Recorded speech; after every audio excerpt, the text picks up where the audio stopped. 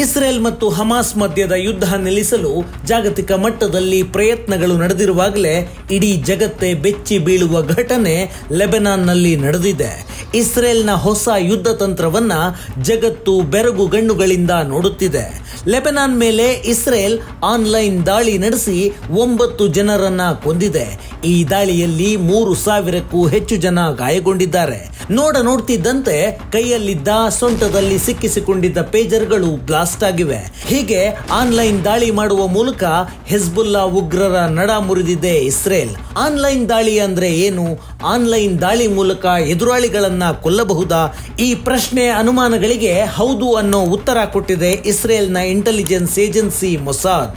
Hamas ಉಗ್ರರಿಗೆ ಬೆಂಬಲವಾಗಿ ನಿಂತಿದ್ದ ಲೆಬನಾನ್ನ ಹಿಜ್ಬುಲ್ಲಾ ಉಗ್ರರನ್ನ ಟಾರ್ಗೆಟ್ ಮಾಡಿ ಇಸ್ರೇಲ್ ಪೇಜರ್ ದಾಳಿ ನಡೆಸಿದೆ.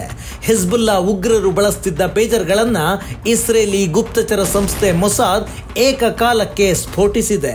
ಹಿಜ್ಬುಲ್ಲಾ ಉಗ್ರರು ಬಳಸುತ್ತಿದ್ದ ಪೇಜರ್ಗಳನ್ನ ಇಸ್ರೇಲ್ ಸ್ಫೋಟಿಸಿದ್ದು ಹೇಗೆ? ಇವತ್ತಿನ ಸ್ಮಾರ್ಟ್ ಫೋನ್ ಯುಗದಲ್ಲಿ ಹಿಜ್ಬುಲ್ಲಾ ಉಗ್ರರು ಇನ್ನೂ ಪೇಜರ್ ಬಳಸುತ್ತಿದ್ದದ್ದು ಯಾಕೆ?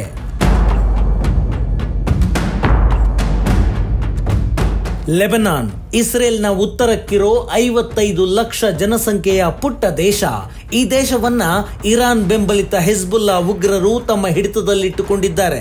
ಇಸ್ರೇಲ್ ಗಾಜಾ ಯುದ್ಧ ಆರಂಭವಾದ ನಂತರ ಇಸ್ರೇಲ್ ವಿರುದ್ಧ ಹಿಜ್ಬುಲ್ಲಾ ಉಗ್ರರು ದಾಳಿ ನಡೆಸುತ್ತಿದ್ದಾರೆ. ಇಂತಹ ಹಿಜ್ಬುಲ್ಲಾ ಉಗ್ರ ಸಂಘಟನೆಯನ್ನ ಪೋಷಿಸಿ ಬೆಳೆಸಿಕೊಂಡು ಬರುತ್ತಿರೋದು ಇರಾನ್. ಈ ಸಂಘಟನೆಯ ಮುಖ್ಯಸ್ಥ ಹಸನ್ ನಸರುಲ್ಲಾ. ಹಿಜ್ಬುಲ್ಲಾ ಉಗ್ರರು ಇಸ್ರೇಲ್ ಮೇಲೆ ದಾಳಿ ಮಾಡಿದಾಗಲೆಲ್ಲ ಇಸ್ರೇಲ್ ಸೈನ್ಯ ಲೆಬನಾನ್ ಮೇಲೆ ಮುರ್ಕೊಂಡು ಬೀಳುತ್ತೆ. ಲೆಬನಾನ್ನಲ್ಲಿರೋ ಉಗ್ರರನ್ನ ಹುಡುಕಿ ಕೊಲ್ಲುತ್ತೆ ಇಸ್ರೇಲ್.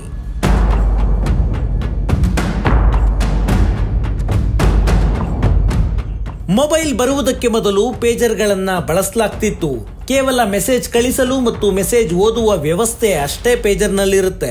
ಪೇಜರ್ಗಳನ್ನ ಮೊಬೈಲ್ ಬಳಸುವಂತೆ ಮಾತನಾಡೋದಕ್ಕೆ, ಇಂಟರ್ನೆಟ್ ಬ್ರೌಸ್ ಮಾಡೋದಕ್ಕೆ ಸಾಧ್ಯವಿಲ್ಲ.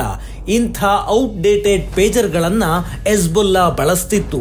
ಮೊಬೈಲ್ ಬಳಸಿದ್ರೆ ಇಸ್ರೇಲಿ ಸೇನೆ ಅವರ ಚಲನವಲನದ ಮೇಲೆ ಕಣ್ಣಿಡಬಹುದು ಮತ್ತು ಮೊಬೈಲ್ ಗುರಿಯಾಗಿಸಿ ದಾಳಿ ನಡೆಸಬಹುದು ಅನ್ನೋ ಕಾರಣಕ್ಕೆ ಎಲ್ಲ ಉಗ್ರರಿಗೆ ಪೇಜರ್ ಬಳಸಲು ಸೂಚಿಸಲಾಗಿತ್ತು.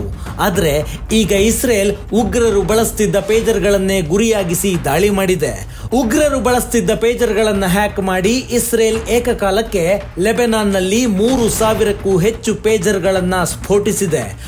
ನೋಡ್ತಿದ್ದಂತೆ ಉಗ್ರರ ಸೊಂಟದಲ್ಲಿ ಕೈಯಲ್ಲಿದ್ದ ಪೇಜರ್ಗಳು ಸ್ಫೋಟಗೊಂಡಿವೆ. ಪರಿಣಾಮ 9 ಉಗ್ರರು ಬಲಿಯಾಗಿದ್ದು 3,000ಕ್ಕೂ ಹೆಚ್ಚು ಜನ ಗಂಭೀರವಾಗಿ ಗಾಯಗೊಂಡಿದ್ದಾರೆ. ಈ ದಾಳಿಯನ್ನ ನಾವು ಮಾಡಿದ್ದು ಅಂತ ಇಸ್ರೇಲ್ ಏನು ಹೇಳಿಕೊಂಡಿಲ್ಲ. ಈ ಘಟನೆ ಹಿಂದೆ ಮೊಸಾದ್ ಕೈವಾಡ ಇದೆ ಅಂತ ಲೆಬನಾನ್ ದೇಶವೇ ಆರೋಪಿಸಿದೆ.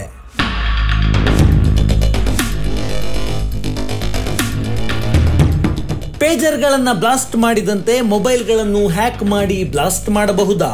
ಪೇಜರ್ ದಾಳಿ ನಂತರ ಉಗ್ರರಿಗೆ ಮತ್ತು ಇಸ್ರೇಲ್ ಶತ್ರು ದೇಶಗಳಿಗೆ ಕಾಡುತ್ತಿರೋ ಅನುಮಾನ ಇದು. ಶತ್ರು ದೇಶದ ಉಗ್ರರ ಪೇಜರ್ಗಳನ್ನೇ ಬಾಂಬ್ಗಳನ್ನಾಗಿ ಪರಿವರ್ತಿಸಿ ಬ್ಲಾಸ್ಟ್ ಮಾಡಿರೋ ಇಸ್ರೇಲ್ನ ಯುದ್ಧ ಸಾಮರ್ಥ್ಯವನ್ನ ಜಗತ್ತು ಆಶ್ಚರ್ಯದಿಂದ ನೋಡುತ್ತಿದೆ. ತನ್ನ ಎದುರಾಳಿಗಳನ್ನ ಯಾವುದೇ ದೇಶಕ್ಕೆ ನುಗ್ಗಿ ಹೊಡೆಯುತ್ತಿದ್ದ ಇಸ್ರೇಲ್ ಇತ್ತೀಚೆಗೆ ತಾನು ಕುಳಿತ ಸ್ಥಳದಿಂದಲೇ ಎದುರಾಳಿಗಳನ್ನ ಮುಗಿಸುತ್ತಿದೆ. ಅಂತಹ ಯುದ್ಧ ತಂತ್ರಜ್ಞಾನ ಇಸ್ರೇಲ್ ಬಳಿ ಇದೆ. ಇಸ್ರೇಲ್ ವಿರೋಧಿ ದೇಶಗಳಿಗೆ ಆನ್ಲೈನ್ ಬಾಂಬ್ ದಾಳಿಯ ಭಯ ಶುರುವಾಗಿದೆ. ಶತ್ರುಗಳ ಕೈಯಲ್ಲಿರೋ ಮೊಬೈಲ್ಗಳನ್ನೇ ಇಸ್ರೇಲ್ ಬಾಂಬ್ ಆಗಿ ಪರಿವರ್ತಿಸಿ ಬಿಡುತ್ತಾ? ಅಂಥ ತಂತ್ರಜ್ಞಾನ ಇಸ್ರೇಲ್ ಬಳಿ ಇದೆಯಾ ಅನ್ನೋ ಪ್ರಶ್ನೆಗಳು ಉದ್ಭವಿಸುತ್ತಿವೆ. ಪೇಜರ್ಗಳನ್ನೇ ಸ್ಫೋಟಿಸಿದ ಮೇಲೆ ಇಂಟರ್ನೆಟ್ ಸಂಪರ್ಕವಿರೋ ಮೊಬೈಲ್ಗಳನ್ನ ಹ್ಯಾಕ್ ಮಾಡಿ ಸ್ಫೋಟಿಸೋದು ಕಷ್ಟವೇನಲ್ಲ. ಇಸ್ರೇಲ್ನ ಈ ಹೊಸ ಮಾದರಿ ದಾಳಿ ನೋಡಿ ಸುತ್ತಲೂ ಇರೋ ಮುಸ್ಲಿಂ ದೇಶಗಳು ಯಾವ ಕ್ಷಣದಲ್ಲಿ ಏನಾಗುತ್ತೋ ಅನ್ನೋ ಆತಂಕದಲ್ಲಿವೆ.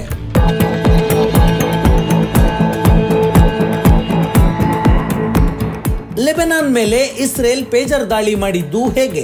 ಹಿಜ್ಬುಲ್ಲಾ ಉಗ್ರರ ಸಂಪರ್ಕ ವ್ಯವಸ್ಥೆಯನ್ನೇ ಟಾರ್ಗೆಟ್ ಮಾಡಿಕೊಂಡಿದ್ದು ಹೇಗೆ?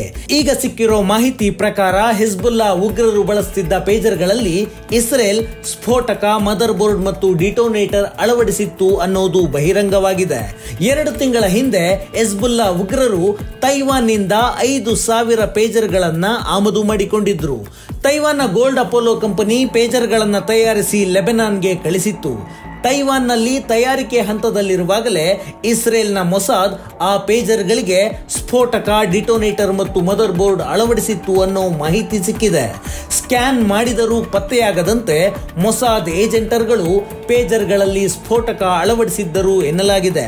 ತಿಂಗಳುಗಳ ಕಾಲ ಬಳಸುತ್ತಿದ್ದ ಪೇಜರ್ನಲ್ಲಿ ಬಾಂಬ್ ಬಿದ್ದಿದ್ದು ಹೆಜ್ಬುಲ್ಲಾ ಉಗ್ರರಿಗೆ ಗೊತ್ತೇ ಆಗಲಿಲ್ಲ.